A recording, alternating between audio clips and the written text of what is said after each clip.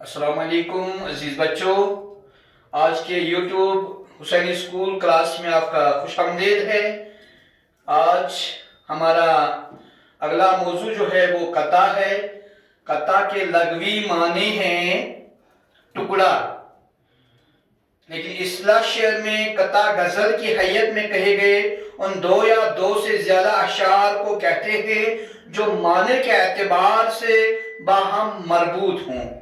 حالانکہ شعراء کی ایک لمبی فہرست ہے جنہوں نے الگ طور سے بھی قطعات کہے ہیں۔ یہ بات بالکل عیاں ہے کہ قطع کو پہلے ایک صنف شاعری کی حیثیت سے نہیں برتا گیا، مگر جب مرزا عبداللہ خان غالب، الطاف حسین حالی، اکبر الہ آبادی اور علامہ اقبال رحمۃ اللہ علیہ جیسے چوٹی کے شعراء نے تواتر کے ساتھ قطعات کی صورت میں اپنے احساسات اور خیالات کا اظہار کیا تو قطع نے باقاعدہ ایک صنف کا درجہ پا لیا۔ قطع میں ہر قسم کے مضامین بیان کیے جاتے ہیں، البتہ قطع کے اشعار مسلسل بیان ہونا لازمی ہے، مطلع نہیں ہوتا، البتہ قافیہ اور ردیف کا خیال بہرحال رکھا جاتا ہے۔ مطلع وہ شعر ہوتا ہے جسے غزل شروع کی جاتی ہے جس کے دونوں مصرے ہم قافیہ اور ہم ردیف ہوتے ہیں۔ قافیہ وہ الفاظ جو ردیف سے پہلے شعر کے آخر میں بار بار آتے ہیں، اور قافیہ کے معنی ہیں پائے در پہ آنا، یعنی ایک کے بعد ایک آنا، اور ردیف وہ ہم وزن الفاظ جو شعر کے آخر میں قافیہ کے بعد بار بار آتے ہیں۔ قافیہ کے بعد یعنی شعر کے آخر میں قافیہ کے بعد بار بار آتے ہیں تو انہیں ردیف کہتے ہیں۔ عام طور سے قطعات میں اخلاقی اور نصیحت آمیز باتیں لکھی جاتی ہے۔ میر سودا اور نذیر اکبر آبادی کے قطع معروف ہے۔ آپ کے نصاب میں الطاف حسین حالی کا قطع ہے جس کا عنوان نوکروں پر سخت گیری کرنے کا انجام، یعنی اس قطع میں الطاف حسین حالی نے یہ باور کرنے کی کوشش کی ہے کہ ایک آقا جو بہت ظالم تھا، جو بات بات پہ اپنے نوکروں سے شرائط نامہ لکھ کر لیتا تھا، اس شرائط نامہ میں نوکروں کے تئیں کون سے کام ہے اور آقا کے ذمہ کون سے کام ہیں وہ درج ہوتے تھے۔ نوکروں کو سب کام کرنے پڑتے تھے، انہیں جب کبھی کسی قسم کا ریلیف چاہیے تھا تو آقا یہ کہتے تھے کہ آپ اپنا شرائط نامہ لے آؤ، ہم دیکھیں کہ وہ میرے لیے واجبی ہے کہ نہیں۔ لیکن بدقسمتی کی بات ہے اس شرائط نامہ میں ایسا کوئی شرط نہیں لکھا جاتا تھا، اور آقا کے تئیں صرف ان کی تنخواہ کا ذمہ تھا، اس میں بھی وہ خیانت کرتا تھا۔ دیکھو کہتے ہیں نا جیسی کرنی ویسی برنی، اس کے ساتھ بھی ویسا ہی ہوا۔ ایک دن وہ ناتجربہ کار گھوڑا پر سوار ہوا، اور جیسے ہی سوار ہوا گھوڑا بے قابو ہو کے بھاگنے لگا۔ جب وہ بے قابو ہو کے بھاگنے لگا تو اس کے ہاتھ سے لگام چھوٹ گئی اور گھوڑا بے قابو ہو کر بھاگ گیا اور صدر زین سے یہ نیچے زمین پہ گر گیا۔ لیکن خوش قسمتی کی بات کیا تھی کہ اس کا پیر جو ہے رکاب میں پھنس گیا۔ اس نے بہت کوشش کی اسے نکالنے کی لیکن نہیں نکال پایا، اور نوکر دیکھ رہے تھے، یہ سارا تماشا دیکھ رہے تھے۔ وہ اتنے پتھر دل تھے کہ وہ ٹس سے مس نہیں ہوئے، اور جیسے ہی آقا نے مدد کے لیے پکارا تو انہوں نے کیا کیا، انہوں نے اپنا شرائط نامہ دکھایا اور کہا آقا اس میں یہ شرط نہیں لکھی گئی ہے، مطلب یہی جیسی کرنی ویسی برنی، یعنی آقا کے ساتھ بھی ویسا ہی ہوا۔ اور آپ کی زندگی میں جب بھی کبھی ایسا موقع ملے تو اپنے نوکروں کے ساتھ، اپنے ہم ماتحتوں کے ساتھ ندامت سے پیش آنا چاہیے، اچھے سلوک سے پیش آنا چاہیے، ان کے ساتھ اچھا سلوک کرنا چاہیے تاکہ وقت آنے پہ آپ کے ساتھ بھی ویسا ہی حشر نہ ہو جیسا کہ اس قطع میں اس آقا کا ہوا۔ تو سن لیجئے، اپنی بک کا پیج نمبر 224 آپ دیکھ لیجئے۔ ایک آقا تھا ہمیشہ نوکروں پر سخت گیر. آقا مالک کو کہتے ہیں اور اس کے جو ماتحت ہوتے ہیں انہیں نوکر کہتے ہیں. تو ایک آقا تھا جو ہمیشہ نوکروں پر ظلم رہتا تھا, سختی سے پیش آتا تھا. درگزر تھی اور نہ ساتھ ان کی رعایت تھی کہیں, یعنی وہ کبھی انہیں معاف نہیں کرتا تھا. being true Muslim, being true انسان ہونے کے ناطے ہمیں دوسروں کو معاف کرنا چاہیے, چاہے کتنی بھی بڑی غلطی کیوں نہ ہو, معاف کرنا سیکھو. قرآن میں بھی واضح ہے, نوڈر وہاں کہا گیا الحر بالحر الانثى بالانثى, یعنی گالی کے بدلے گالی, تھپڑ کے بدلے تھپڑ. لیکن اسی آیت کا جو آخری جملہ ہے وہ یہی ہے کہ اگر آپ معاف کرو گے تو وہ سونے پہ سہاگا ہے. تو معاف کرنا سیکھو, اور بدلہ لینا کبھی بھی بدلہ نہیں لینا چاہیے بلکہ ہمیشہ معاف کرنا سیکھو. تو یہ آقا اتنا سخت دل تھا کہ وہ اپنے نوکروں کو کوئی بھی خطا معاف نہیں کرتا تھا اور انہیں کسی بھی قسم کی چھوٹ نہیں دیتا تھا. بے سزا کوئی خطا ہوتی نہ تھی ان کی ماں, یعنی کوئی بھی غلطی, چھوٹی بڑی غلطی جو ہوتی تھی ان سے وہ انہیں معاف نہیں ہوتی تھی, وہ انہیں سزا دینے کے بغیر معاف نہیں ہوتی تھی. کام سے مہلت کبھی ملتی نہ تھی ان کے تئیں واسطے, انہیں کام میں کبھی 2 منٹ آرام کی فرصت تک نہیں ملتی تھی. حسن خدمت پر اضافہ یا صلات و درکنار. آپ کا بھی تجربہ ہو سکتا ہے کہ جب کوئی انسان اچھا کام کرتا ہے تو شاباشی, اگر معاوضہ نہیں دیا جائے یا اگر تنخواہ میں اضافہ نہیں کیا جائے تو ایٹ لیسٹ کم سے کم شاباشی کے الفاظ تو نکلتے ہیں. لیکن یہ نوکر جب اس آقا کی خدمت اچھی کرتے تھے, حسن خدمت سے انجام دیتے تھے, تو ان کی تنخواہ میں کوئی اضافہ نہیں ہوتا تھا یا کوئی بدلہ نہیں دیا جاتا تھا, وہ دور کی بات ہے. درکنار میں دور کی بات ہے, یعنی تنخواہ میں اضافہ کرنا یا کوئی بدلہ دینا تو دور کی بات ہے. ذکر کیا نکلے جو پھوٹے منہ سے اس کے آفرین, دکھاوے کے شاباشی کے الفاظ تک اس کے منہ سے نہیں نکلتے تھے. یعنی اتنا سخت دل تھا کہ اس کے منہ سے دکھاوے کے شاباشی کے الفاظ تک نہیں ملتے تھے. پاتے تھے آقا کو وہ ہوتے تھے جب اس سے 2 4, یعنی جب دونوں کا, نوکر اور آقا دونوں کا جب آمنا سامنا ہوتا تھا, نتنے پھولے منہ چڑھا ماتھے پر بل آبروں پہ چین, تو کیا ہوتا تھا, اس کا دماغ سر پہ چڑھ جاتا تھا. نتنے پھولے یعنی اسے غصہ آتا تھا, اس کے ماتھے پہ چین آتے تھے, بھل آتے تھے, ماتھے پہ شکن آتے تھے.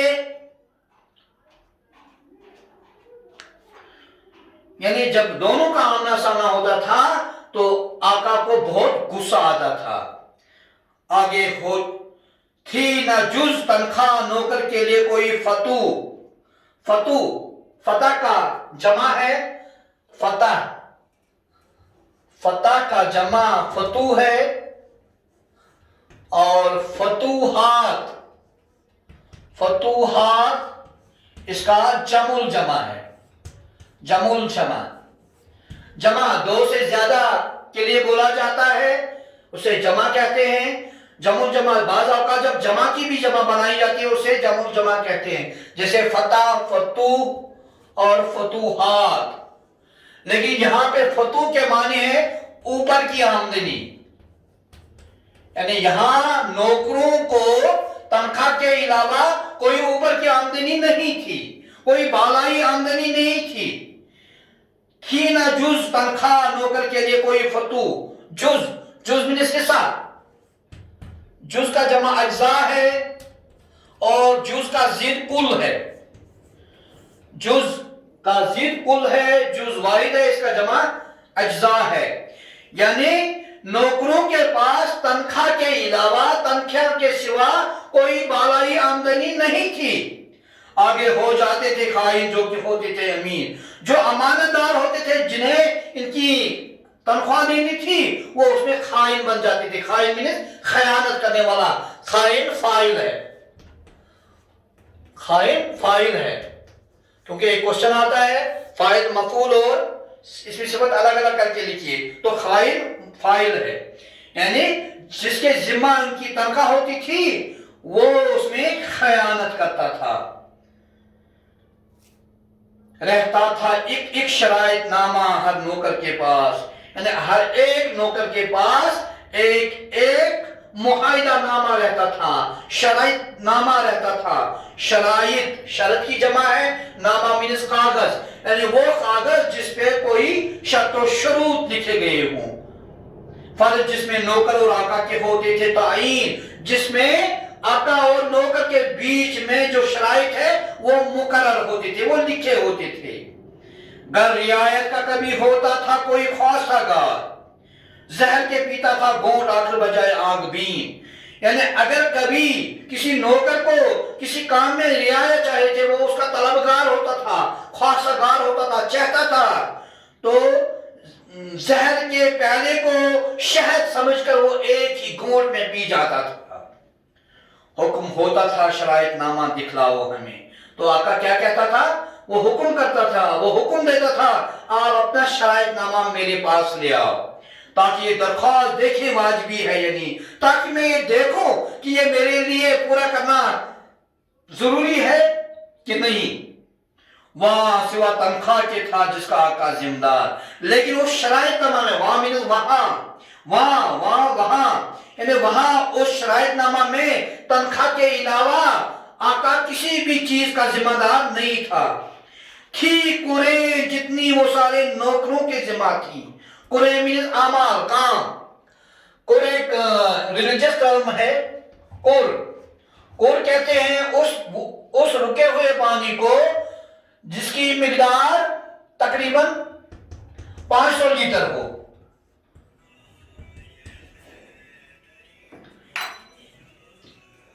ریلیجس ٹرم ہے قر، وہ رکا ہوا پانی جس کو اگر ناپے تو تین بالشت لمبا، چوڑا اور گہرا ہو۔ 3 بالشت مینس یہ اس کو بالشت کہتے ہیں، اتنا جو ڈسٹنس ہے اس کو بالشت کہتے ہیں۔ یہ تین بالشت یعنی 3 ہاتھ لمبا، چوڑا اور گہرا ہو، اور جس کی مقدار تقریباً 500 لیٹر ہوتی ہے، اسے قر کہتے ہیں۔ یہ 3 قسم کا پانی ہے، ایک قلیل پانی ہے، ایک کثیر پانی ہے، ایک قر پانی ہے۔ قلیل وہ پانی ہے، وہ رکا ہوا پانی جو ایک قر سے کم ہو۔ قر میں نے کہا کہ تقریباً 500 لیٹر، کوئی گڑھا ہو، کوئی تالاب ہو، کوئی حوض ہو جس میں 500 لیٹر سے کم پانی ہو، اسے قلیل پانی کہتے ہیں۔